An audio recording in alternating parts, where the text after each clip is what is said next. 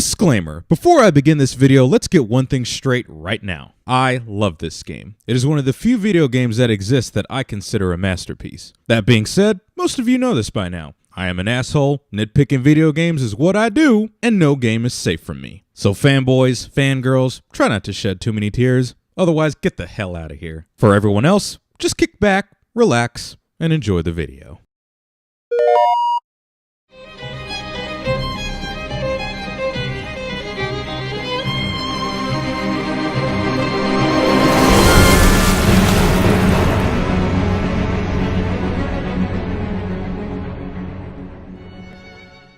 $2K. Well, that's rather vague. They told me, son, you're special.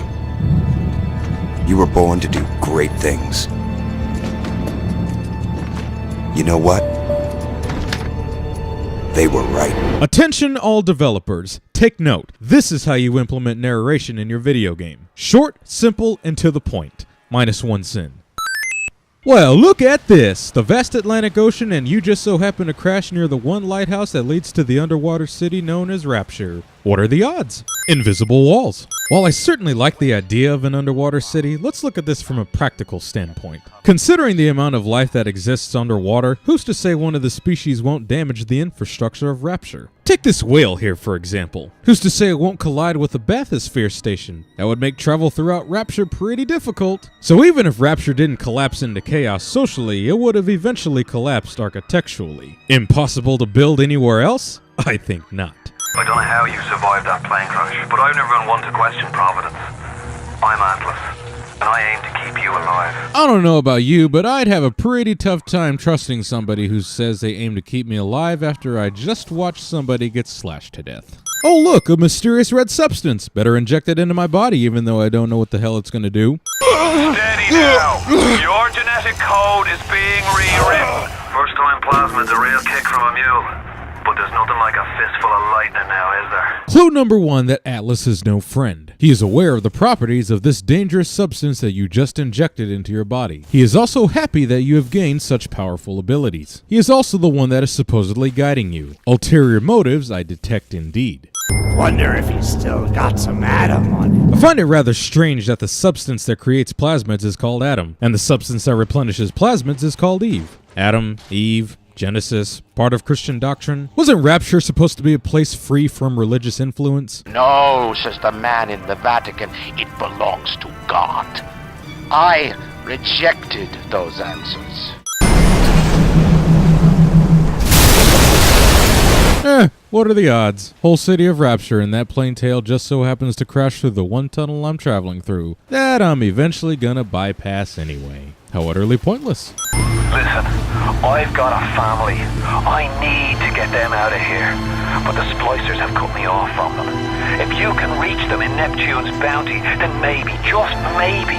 Clue number 2 that Atlas is no friend. He knows where his family is being held, yet he sends you to save them. Sure, he says the splicers have cut him off, but judging by the small amount of information that he's told us, he knows his way around the city. Plus, he knows about Adam and its properties, therefore he knows about plasmids. Ulterior motives I detect indeed. Charlie, where you going? Nah, Charlie! Anybody who screams Charlie in distress automatically earns a sin. If you spot a splicer in the water, hit him with the electrobolt. Even in my first playthrough of this game back in 2007, I did not need to be told that. Leave me alone!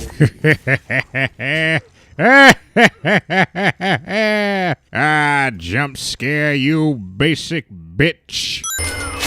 You think that's a child down there? Well, she is a little girl, so I'd say that fits the description of a child. Those little sisters, they carry Adam. The genetic material that keeps the wheels of Rapture turning. But you just said not that long ago that it practically caused the destruction of Rapture. They destroyed our bodies, our minds. We couldn't handle it. Sure, you technically said that they were plasmids, but you can't fool me with your wordplay.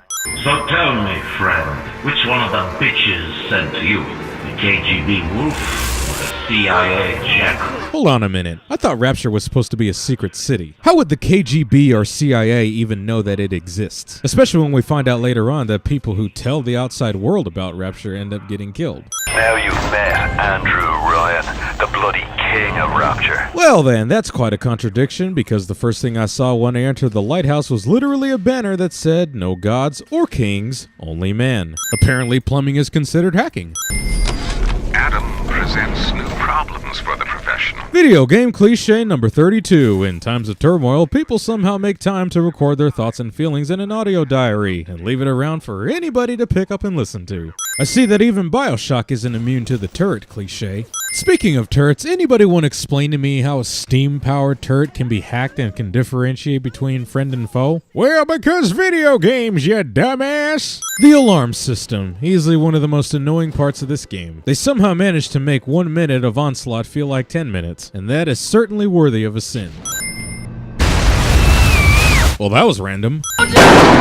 Stay away from her! Man, that glitch though! Ah, the old player morality choice. This is getting sinned for one specific reason. It makes very little difference. See, if you end up saving 3 little sisters in a row, then afterwards you'll get a gift from Tenenbaum that you can find at a gatherer's garden. This gift contains 200 Atom. So if you add that to the 80 Atom that you got from each saved little sister, then that gives you a total of 440 Atom, which is only 40 less than what you would have gotten if you would have harvested them. So basically this player morality choice is only here to prove whether you're a bastard or not. Now you've had the pleasure of Andrew Ryan's company.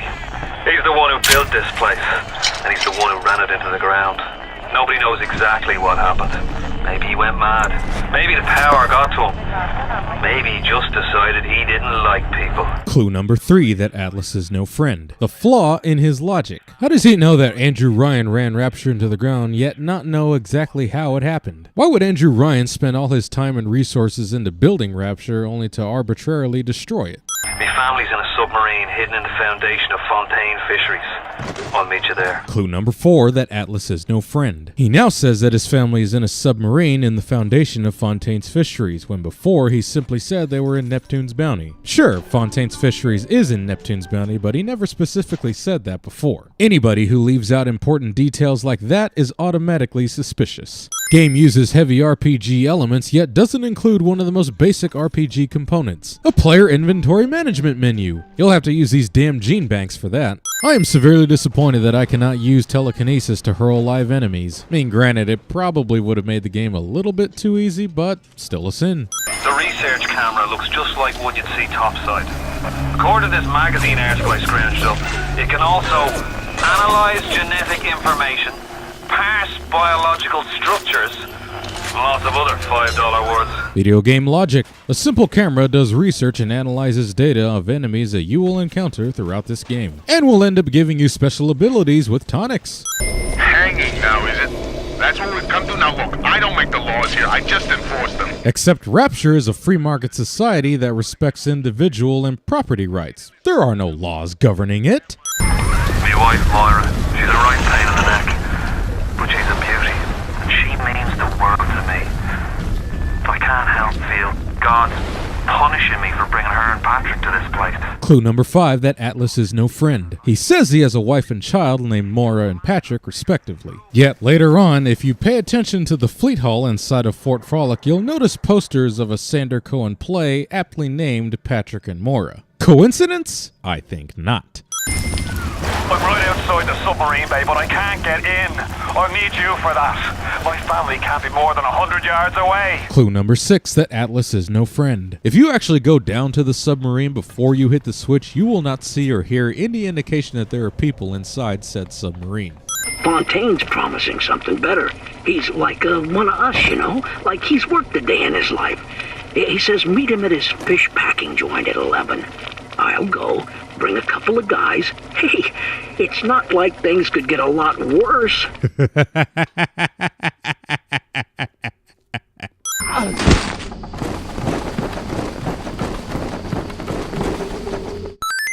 Clue number 7, that Atlas is no friend. This message from Peach. The Irish pork pie offered me a deal. I flip him Fontaine and I walk out of here. That's simple. How do I know that fat fuck isn't Fontaine's guy? How do I know they're not all Fontaine's guy? Fontaine's got Adam, and everybody wants it. Ryan's got a whole lot of talk and a nice suit. Even down here, any idiot can see which way the wind is blowing. Wasn't Atlas in favor of you getting Adam at the beginning of the game? Those things may look like wee little girls, but looks don't make it so. You need all the Adam you can get to survive. And doesn't he sound Irish himself? I'm no sort of botanist, but I think Ryan has just killed Arcadia. The man's put something foul into the air. Bottom of the ocean, Bio. All the oxygen comes from the trees. No trees, no oxygen. Why would Ryan basically cut off the oxygen supply to Rapture? I thought he wanted to pull the Great Chain back in his direction. Rapture is transforming before my eyes. The Great Chain is pulling away from me. Perhaps it's time to give it a tug. Clue number 8 that Atlas is no friend. This audio log from Diane McClintock. I asked Ryan how could he do such things to innocents. He said, innocent. If they haven't chosen to defend Rapture, they've chosen to side with Atlas and his bandits. So there are no innocents. There are heroes, and there are criminals. So if Andrew Ryan views Atlas as a criminal, and we the player are being guided by Atlas, are we not to think of ourselves as pawns in a much grander scheme? Julie, we made a business deal, you and I, did we not?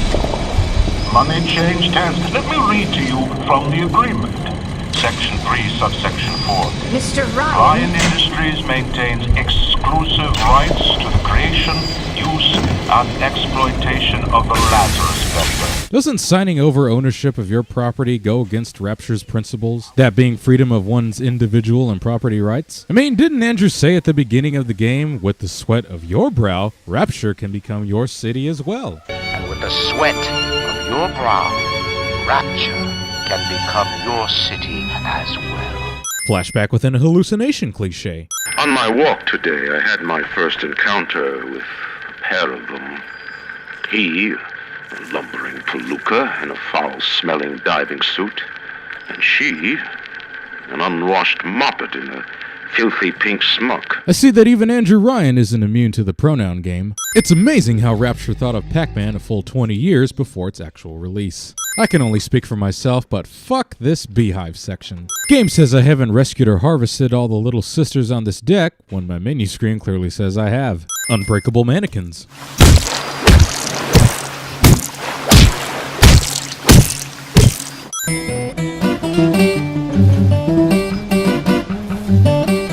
Inability to play actual music. I see that this is the precursor to Bioshock Infinite. Out in this place, there are 3 men, all former disciples of mine, all connected by a common thread, betrayal. Find them, little moth, and immortalize their mortality in my quad. Video game cliche number 6, destroy 3 of anything to progress to the next objective. Villain cliche number 22, using Waltz of the Flowers in your climactic battle to prove what an artistic maniac you are. To build a city at the bottom of the sea, insanity. But where else could we be free from the clutching hand of the parasites? Space? Or just, up in the clouds? Oh wait. Is there blood on the streets? Of course. Have some chosen to destroy themselves with careless splicing? Undeniable. But I will make no proclamations. I will dictate no laws. Great Chain moves slowly, but with wisdom. It is our impatience that invites in the parasite of big government. Well, that kind of contradicts Anya's statement from earlier. I believed in this place. I believed in Ryan. But when it got hard, Ryan didn't believe in Rapture, didn't believe in the Great Chain. He believed in power. And now this place is busto. Clue number 9, that Atlas is no friend. This message from Andrew Ryan himself. What did Atlas offer you? A piece of my plundered city? Mark my words, your only reward will be a knife in the back. Does your master hear me? Atlas, you can kill me, but you will never have my city. My strength is not in steel and fire. That is what the parasites will never understand. A season for all things. A time to live and a time to die. A time to build and a time to destroy! God damn, such brilliant acting! So exceptional that it is worth taking off 5 sins. He's got a mind to take down the whole damn city. Get in there and whack the chunk before the whole joint blows. You know what? I just remembered something. I understand why the developers didn't include this, but it's still worth mentioning. We have had a radio this entire time. Atlas has been able to communicate with us. Why haven't we, the player, been able to communicate with Atlas ourselves? Clue number 10, that Atlas is no friend. The big kicker. The would you kindly room. And of course this message from Su Chang. Break her neck for me. What? Break that sweet puppy's neck. No, please. Break that puppy's neck. Would you kindly? No. No. Very good. In the end, what separates a man from a slave? A man chooses. A slave obeys. At long last, we have come to the spectacular climax of Bioshock, and it is certainly filled with some sins. The game likes to get philosophical, so let's get philosophical. Video games, by their very nature, are meant to be played as they are designed. If they are not played as they are designed, then the person playing will never complete them. If a man's only option is to obey, then how does he have any choice to begin with? If a man does choose, then he must have free will, but how could he have free will if every choice that he makes can be boiled down to cause and effect? Because I can promise you right now, every person watching this video who has already clicked off has a reason. Maybe they got bored, maybe they got annoyed, maybe they ran out of time, maybe I offended them even though I gave a clear warning at the beginning of this video. Either way, cause and effect determines choice, which means choice itself is merely an illusion. I have no control over this segment. I, as the player, cannot determine whether Andrew Ryan lives or if he dies. The game will play out as it was designed, further proving my point that choice itself is merely an illusion. But you know what, Ryan? You are right. A man does choose. Eat shit. But then I cannot defeat the game. I, as the player, am destined to obey if I wish to achieve my goal. Cause and effect. Hurry now! Grab Ryan's genetic key! Now would you kindly put it in that goddamn machine? Final clue that Atlas is no friend. After Ryan spouted his man chooses slave obeys speech and demonstrated the effects of the phrase would you kindly, Atlas still decides to use said phrase to order me to the next objective. It's time to end this little masquerade. There ain't no Atlas, kid. Never was. At long last, surprising plot twist is not surprising to anybody who's been paying attention to the clues that I've been providing throughout this video. Sure, was a great plot twist back then, not so great in retrospect. Code Yellow. I just told your brain to tell your heart to stop beating. Not right off the bat, mind you. So it's essentially classic villain cliche number 1, torturing your enemy instead of outright killing them, thus giving the protagonist enough time to make a comeback and save the day. Studies have shown that big daddies have been known to convulse when exiting hypnosis. You will not believe me, but there was a time when this place was also beautiful. Oh, I certainly believe you. I'll just have to wait 2 more games and a DLC to witness it. Unbreakable Doors.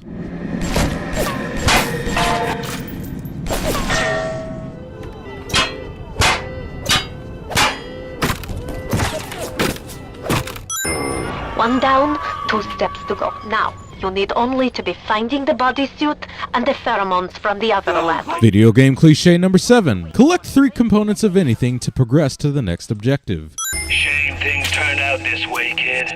You and me could have run the table in this place. Weren't you planning to kill me after you revealed your betrayal? Don't mix business with friendship, you said. You've been a pal, but you know what they say? Never mix business with friendship. Thanks for everything, kid. Don't forget to say hi to Ryan for me.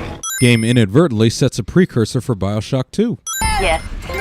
Now this is a Big Daddy. Yep, totally making a convincing Big Daddy, even though I'm not wearing any gloves or equipped with a drill. And here we come to the absolute worst part of the game, where you must protect the little sisters while they extract Adam. A glorified defend your position segment, this most certainly is. It doesn't help that I have to hear this for the next 10 damn minutes. Hurry! Hurry, Mr. Bubbles! The final boss fight requires you to drain Adam from Fontaine. However, since the room is sealed off, there's no Gatherer's Garden for you to go to get more upgrades. Meaning this is utterly pointless and just for show. You will beat the game with a bunch of Adam left over that you cannot use. Oh, don't mind me, good sir. I'm just gonna hack this little turret in the middle of a boss fight and get away with it. Video game cliche number 17. A final boss can never defeat you on their own. They must have their minions to assist them. So that whole thing about becoming a Big Daddy is a one-way street turns out to be bullshit. Because here I am, clearly not in a Big Daddy suit, in the outside world, living my life, and dying in peace. Oh, and the neutral ending is the same thing as the bad ending, just with a melancholy undertone. It's like, hey gamers, you wanted to play it safe? Well, fuck you, get wrecked.